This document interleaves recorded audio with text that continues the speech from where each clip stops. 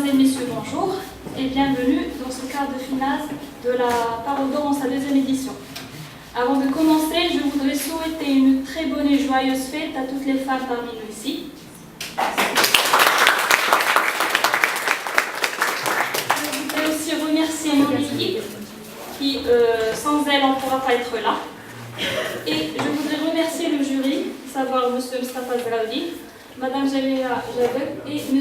Oda Mustafa.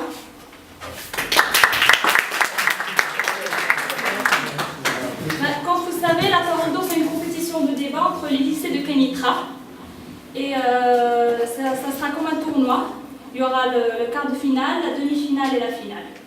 Chaque équipe est représentée par 5 lycées. Et voilà, les 10 lycées sont... 5 lycées. Non, les 10 lycées sont Messira, Abou Hayyan, lycée Ibn Battuta, lycée Taqaddoum, Idriss Premier, Abdelmalek Saadi, Abdelrahman Nasser, Ibn Sina, Taha Hassin et premier lycée militaire.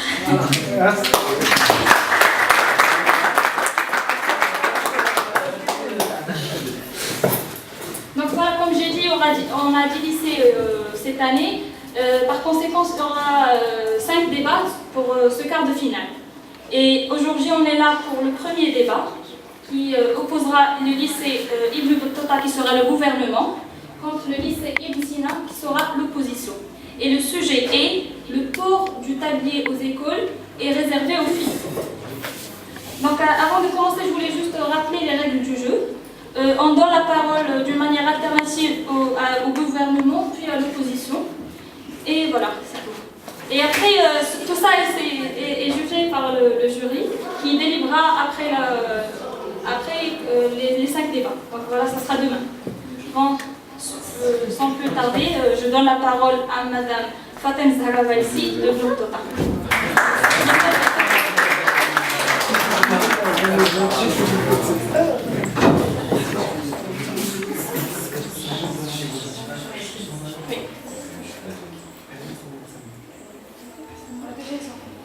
Bonjour tout le monde. Qui d'entre nous ne se souvient-il pas de son premier jour à l'école, avec un beau tablier et un cartable sur le dos?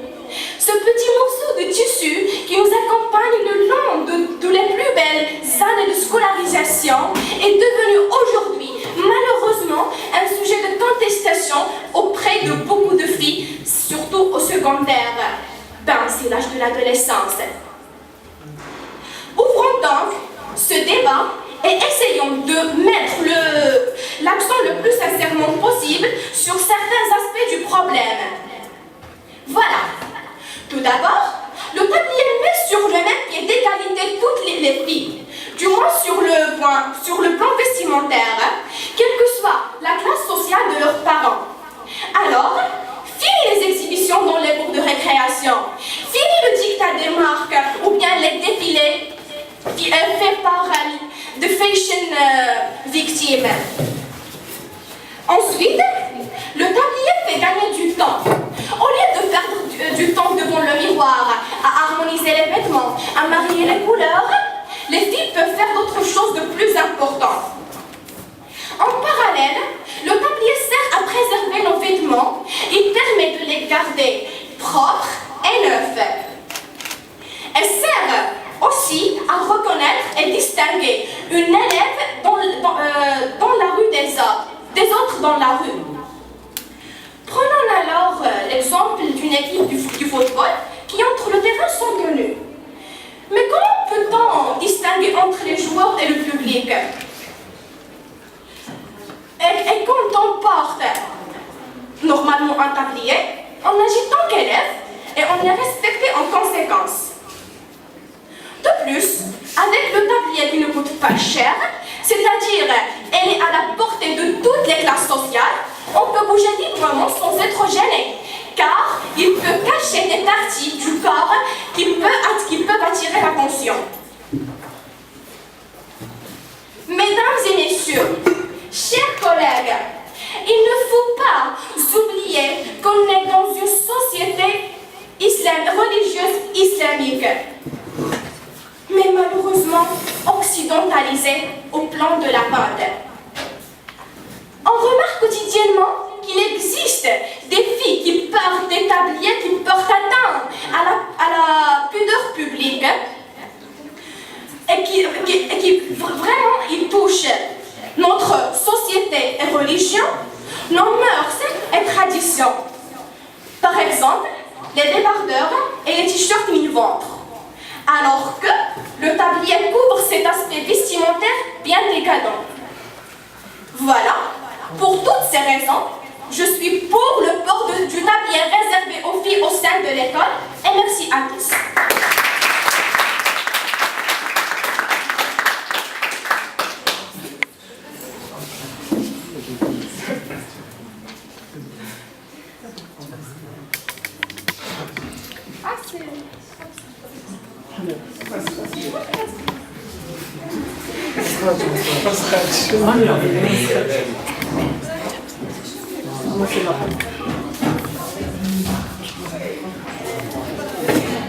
Et maintenant, on vous laisse avec l'intervention de mademoiselle Amrani du lycée Ibn Sina.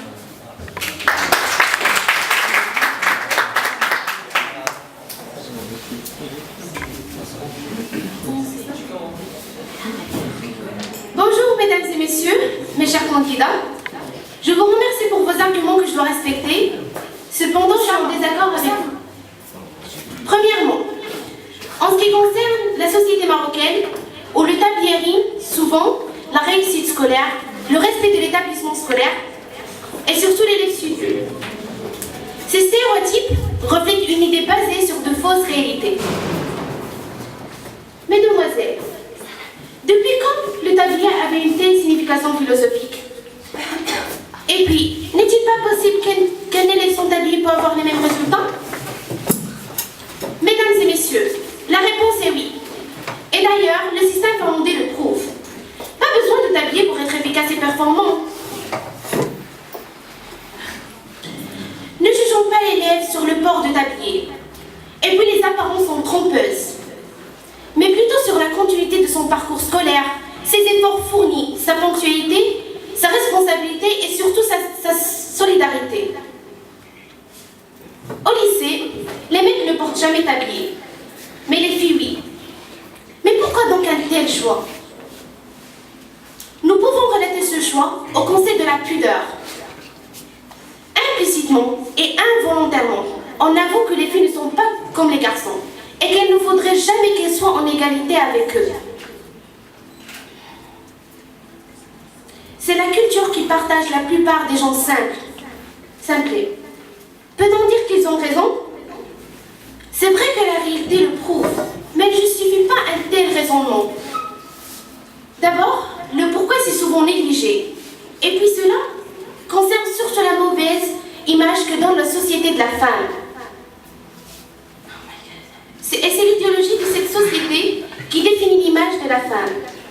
Et comme le dit si bien Simone de Beauvoir, la philosophe française, on ne n'est pas une femme, on le devient. Merci.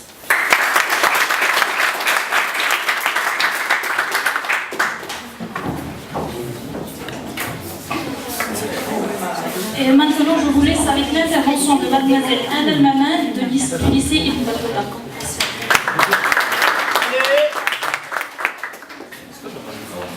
Mesdames et messieurs, chers collègues, je vais vous présenter des arguments qui sont parce que je suis contre les opposants. On peut s'épanouir par le sport, par les activités parascolaires, par les activités artistiques, aussi par les bons résultats. Pas forcément par les vêtements. Ce n'est donc pas le tablier qui va empêcher l'épanouissement. Dans les plus grands lycées du monde, le port de l'uniforme est un habit commun et obligatoire.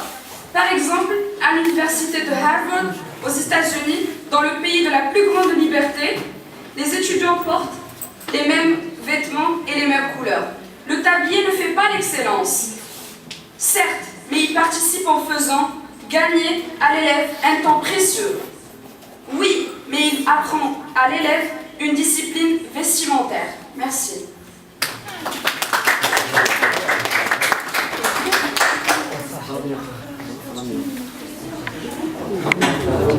Et maintenant, mesdames et messieurs, avec la dernière intervention, oui, Pour la composition, maintenant ou après? on vous donne 3 minutes 30 chaque. Ah, désolé, merci. Pour clore mon intervention, j'aimerais bien de faire avec... Pour clore mon intervention, j'aimerais bien le faire avec une petite remarque, ainsi qu'une suggestion. Est-ce que vous pouvez imaginer un soldat allant au champ de bataille sans uniforme? Est-ce que vous pouvez imaginer votre maman dans sa petite cuisine sans tablier? Évidemment non.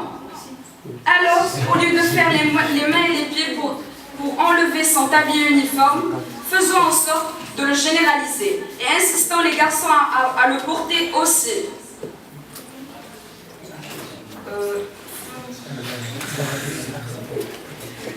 Pourquoi pas, puisque certains centres de formation et certaines écoles supérieures l'exigent aussi, bien pour les filles que pour les garçons, sans contestation. Merci.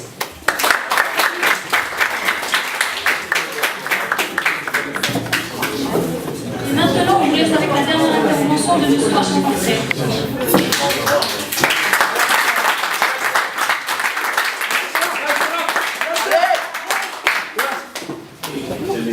Bonjour mesdames et messieurs. Alors, tout d'abord, je tiens à vous remercier d'être venus aussi nombreux. Et je tiens à partager avec vous une devise, un proverbe qui dit « L'habit ne fait pas le moine ». Je vous laisse méditer là-dessus. Le tablier n'est pas un uniforme, donc il n'est pas obligatoire. Le tablier se porte par-dessus les vêtements. Contrairement à l'uniforme scolaire, il peut s'enlever avant l'entrée ou après la sortie de l'école. Voyez-vous, il existe à l'étranger des tabliers de marque qui sont très onéreux. En l'absence de précision sur le tablier, rien n'empêche de s'en procurer.